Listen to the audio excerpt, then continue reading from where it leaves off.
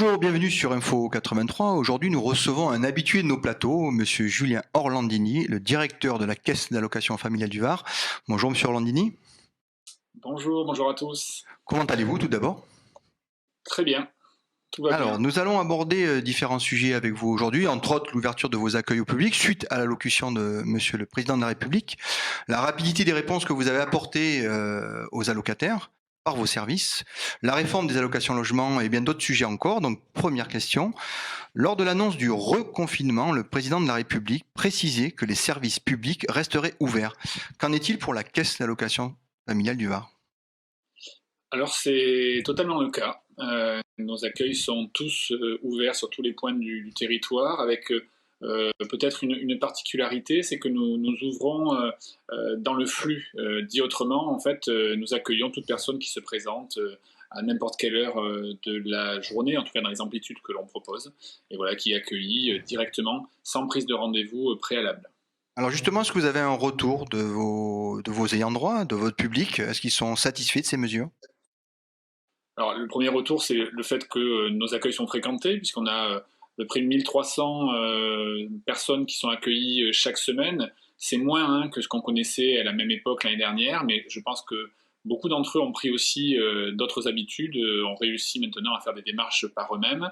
Euh, en revanche, ce que je peux peut-être faire passer comme message, c'est la vigilance sur le respect à avoir vis-à-vis de nos salariés, parce que nos salariés, ils sont là pour servir, ils portent une mission de service public, et on constate que depuis maintenant septembre, on a une augmentation régulière des incivilités. Voilà, donc je sais que la période est très difficile hein, pour tout le monde. Je sais aussi que nos allocataires sont confrontés à des problématiques de ressources. C'est vrai que c'est anxiogène aussi. Voilà, mais j'appelle vraiment à ce qui est du respect, de la courtoisie. Voilà, nos salariés sont là pour servir, ils sont à disposition. Ils sont effectivement pas là pour se faire insulter. Ça, c'est intolérable. Justement, vous n'usiez pas trop le télétravail avec vos collaborateurs?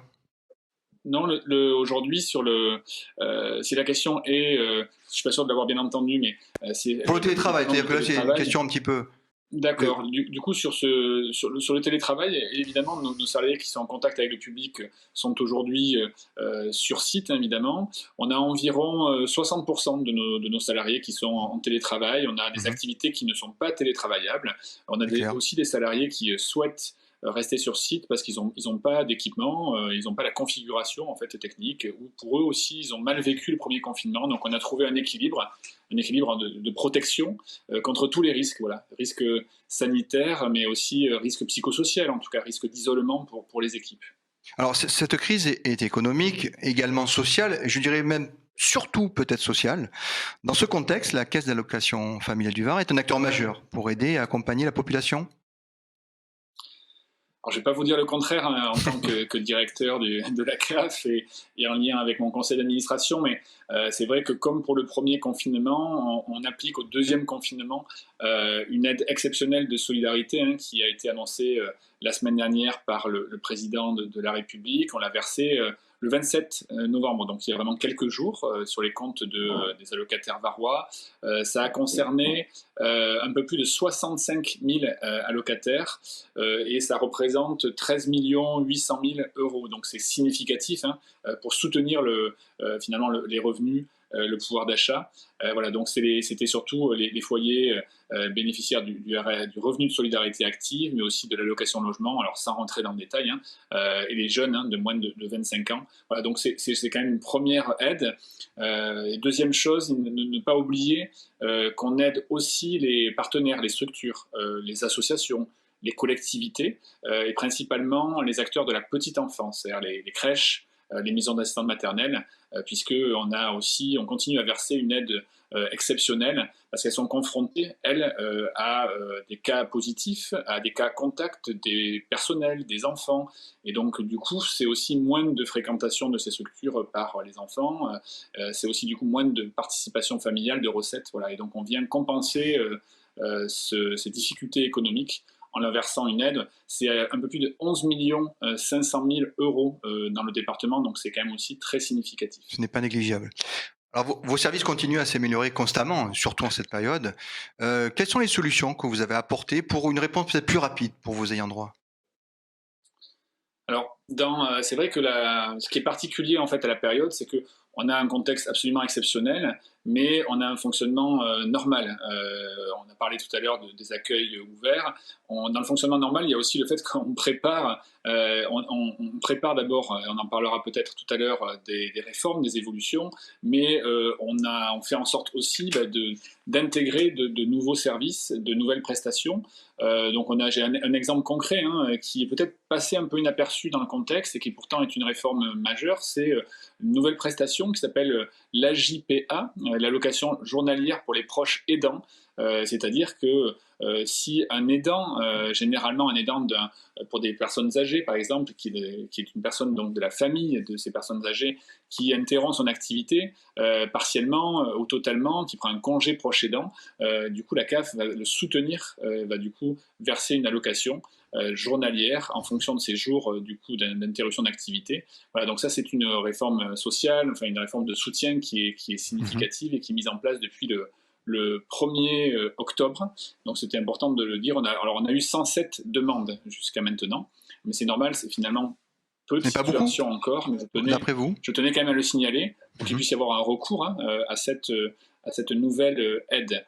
Et deuxième exemple, mais qui n'est pas sur les droits, mais plutôt sur les services, devant nous, le 16 décembre, on aura du coup un nouveau numéro de téléphone qui remplace l'actuel. Alors il est très simple à retenir en plus, c'est ça qui est très bien.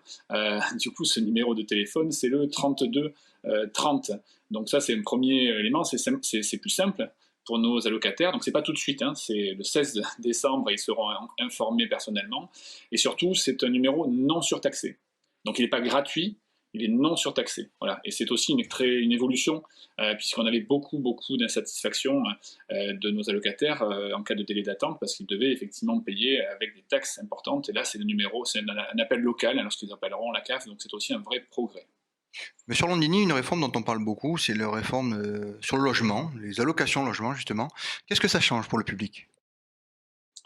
Alors c'est une réforme qui enfin arrive, qui a été décalée à plusieurs reprises, donc mise en place 1er janvier, applicable pour les allocataires de l'allocation logement à compter du paiement du 5 décembre. Ceux qui sont aujourd'hui dans des offices HLM, ça sera dès le 25,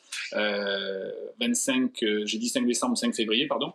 Ceux qui sont dans les offices HLM, ça sera dès le 25 janvier. Alors ce que ça change, moi je dirais, il y a 3 évolutions. La première évolution, c'est la simplification pour nos allocataires, puisque ça veut dire qu'ils vont avoir de moins en moins et quasiment plus de déclarations à faire. C'est pour ça que c'est une simplification. Pourquoi ? Et c'est en lien avec la deuxième évolution, c'est l'automatisation. C'est-à-dire qu'on va récupérer directement l'ensemble de leurs revenus via le prélèvement à la source. Donc les salaires, donc les indemnités journalières, donc les pensions de retraite, donc les pensions d'invalidité.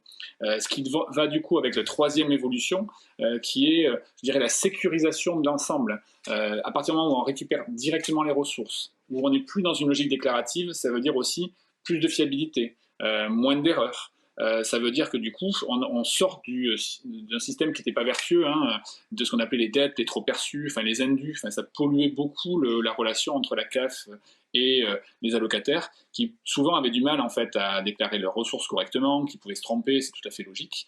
Donc ça change, puisque du coup, ils n'auront plus finalement qu'à valider des ressources qu'on va récupérer de manière automatique. Et pour boucler la boucle, je dirais que le grand changement de cette réforme des allocations logement, c'est alors un terme parfois un peu complexe à formuler, la contemporanéisation. Dit autrement, le terme un peu médiatique, c'est les APL en temps réel. C'est-à-dire qu'on va, grâce à la réforme allocation logement, les allocataires en fait auront des droits qui seront beaucoup plus proches de leur situation. Si vous êtes aujourd'hui un allocataire bénéficiaire d'allocation logement, beaucoup le savent, il y a parfois des incompréhensions parce que votre situation va changer maintenant, mais sauf que vos ressources que l'on va prendre en compte au niveau de la CAF, ce sera des ressources de l'année N-2, des ressources fiscales en fait de l'année N-2. Le grand changement avec cette réforme, c'est qu'on va prendre en compte des ressources beaucoup plus récentes, beaucoup plus proches de votre situation réelle, celle des 12 derniers mois, et elle va être actualisée, du coup, elles vont être actualisées, ces ressources, tous les 3 mois, pour aussi amortir quand même les évolutions. Un exemple concret, vous étiez actif, vous aviez une activité, et malheureusement, vous la perdez. Et vous allez partir dans une situation d'indemnisation du chômage, donc de baisse de ressources, votre droit va augmenter le trimestre qui suit. Alors que si à l'inverse vous retrouvez une meilleure situation, votre droit diminuera aussi légèrement mais progressivement. Voilà, donc c'est vraiment juste en fait, c'est un ajustement à la réalité de votre situation. Grosse réforme. Très grosse réforme qui devrait concerner à peu près 94 000 Varois, puisque ce sont les bénéficiaires actuels de l'allocation logement. Donc ils n'auront rien à faire, j'ai aussi à le dire, en grande majorité. Ça sera automatique. Il y a quelques exceptions, mais je ne vais pas non plus complexifier les choses. Mais pour ces quelques exceptions, on viendra vers eux, en fait, tout simplement, puisqu'il y aura quelques ressources qu'il faudra nous déclarer. Je pense aux pensions alimentaires, je pense aussi au chiffre d'affaires pour certains travailleurs indépendants. Voilà, donc il y a quelques exceptions, mais la plupart du temps, pas de démarche à effectuer. Très bien. Monsieur Landini, un sujet aussi d'actualité, c'est la laïcité dans tout le sens du terme. Vous avez pris ce sujet à bras-le-corps, la laïcité. Comment vous la traduisez à la CAF? Alors, merci de l'aborder, puisqu'effectivement, le contexte et malheureusement cet attentat, cet acte tragique qui a été opéré contre Samuel Paty, en fait, voilà, et cette atteinte aux valeurs de la République, c'est ce qui a fait qu'on a voulu aussi réaffirmer l'attachement de la CAF, bien sûr, à la laïcité, aux valeurs de la République. Et en fait, tout simplement rappeler que depuis 2015, la CAF, du coup, l'ensemble des CAF d'ailleurs, portent une charte de la laïcité. On en entend parler d'ailleurs dans le débat actuellement politique. Il faut mettre en place des chartes de laïcité, conditionner des aides publiques à cette charte. C'est déjà le cas en fait depuis 2015. Et donc c'est vrai qu'avec le président du conseil d'administration de la CAF, Jean-Pierre Polidori, on a écrit la semaine dernière à tous les maires, à toutes les structures, à toutes les associations, aux élus, voilà, pour leur rappeler l'existence de cette charte, leur rappeler que du coup l'affichage de cette charte, l'affichage, j'insiste bien, mais bien sûr son application, conditionner les subventions conversées. L'affichage d'une part, l'application d'autre part. L'application, ça veut dire quoi? Ça veut dire on ne finance pas d'activités de culte ou de prosélytisme, c'est évident. Mais surtout, on attend bien évidemment, avec nos partenaires, parce qu'on ne fait pas seul, qu'il y ait un engagement de toutes ces structures, et nous-mêmes, on se l'applique pour nous, un engagement à la neutralité, un engagement aussi finalement à la citoyenneté, à l'engagement, à la promotion des valeurs de la République. Voilà, ça c'est un élément essentiel. Donc du coup, il faut se regrouper autour de cet objectif. La laïcité, je rappelle, c'est d'abord la tolérance, c'est la liberté de croire ou de ne pas croire, mais c'est très important voilà, qu'on soit dans une approche vraiment stricte de ce point de vue de l'octroi des financements publics. Laïque, quoi, dans le sens du terme. Laïque, voilà, en intention, pluraliste. En attention, mais j'insiste, c'est vraiment, bien sûr, d'abord de la tolérance, c'est certain. Voilà, mais il faut être, de ce point de vue, irréprochable. Monsieur Landini a fait un peu le tour de quelques sujets. Est-ce que vous souhaitez rajouter quelque chose, passer un message? Non, vraiment, je suis assez content d'avoir eu l'occasion de finir par ce sujet-là.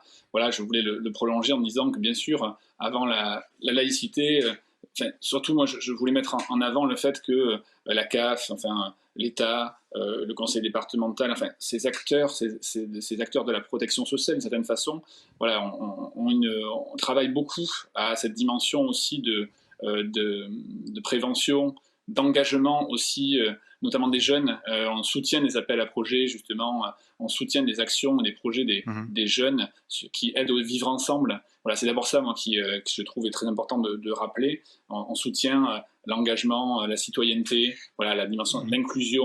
Et ça me paraît être un élément assez central. Donc, j'aime bien toujours rappeler que les acteurs de la protection sociale sont réunis autour de ça. Voilà, sont réunis autour, justement, de la volonté de faire société. On aura peut-être l'occasion de traiter ce sujet très précis une autre fois sur Info 83. Monsieur Landini, merci beaucoup de vos précisions concernant la caisse.